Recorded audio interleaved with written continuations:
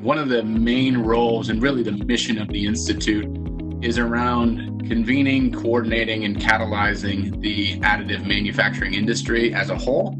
And this coordination function is really where we saw an opportunity to try to get engaged, try to make sure people were working in the right areas.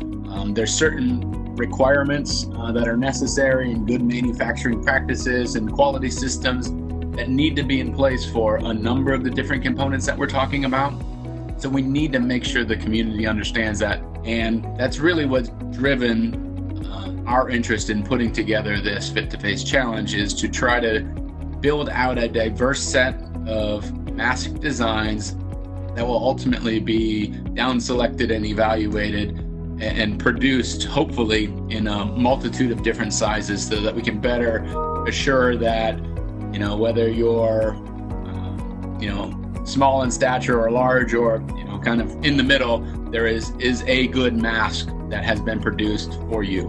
We all understand that this idea of being able to produce and distribute on a very broad and more of a regional approach, additive manufacturing or 3D printing really has the opportunity to amplify that more and more. This is something where, a lot of folks can get engaged.